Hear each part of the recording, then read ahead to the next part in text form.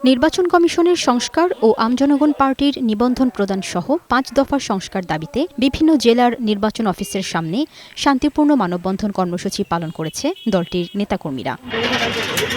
দুপুরে চট্টগ্রাম নগরীর আঞ্চলিক নির্বাচন কর্মকর্তার কার্যালয়ের সামনে মানববন্ধন করেন দলটির নেতাকর্মীরা। এ সময় তারা দ্রুত আমজনগণ পার্টির নিবন্ধন সংক্রান্ত বিষয়ে সিদ্ধান্ত গ্রহণ ও নিবন্ধন প্রক্রিয়ায় সকল ধরনের বৈষম্য দূর করার দাবি জানান। পরে নির্বাচন কর্মকর্তার কার্যালয়ে স্মারকলিপি জমা দেন তারা। বাংলাদেশ আমজনগণ পার্টি চট্টগ্রাম জেলার পক্ষ থেকে আজকে আমরা একটা মানববন্ধন করেছি।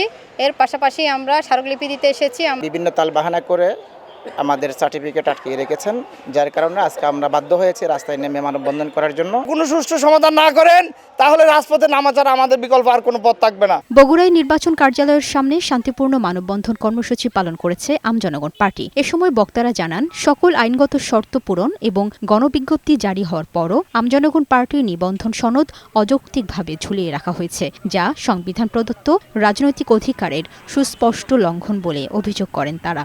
কেন যে আমাদের সনদটা দিচ্ছেন, এটা নিয়ে আমাদের সবচেয়ে বড় আক্ষেপ। দ্রুত সনদ দিয়ে আমাদেরকে সুষ্ঠু ধারায় রাজনীতি করার সুযোগ করে দিবেন বলে আমি আশা করি। কুড়িগ্রামে মানববন্ধন থেকে নির্বাচন কমিশনের জবাবদিহি নিশ্চিতকরণ, রাজনৈতিক হস্তক্ষেপ মুক্ত স্বাধীন নির্বাচন কমিশন গঠন, দল নিবন্ধন ও অভিযোগ নিষ্পত্তিতে ডিজিটাল ট্র্যাকিং ব্যবস্থা চালু করার দাবি জানানো হয়। ন্যায্য দাবি আদায় না হওয়া পর্যন্ত কর্মসূচি অব্যাহত রাখার ঘোষণা দেন আমজনগণ পার্টির নেতৃবৃন্দ।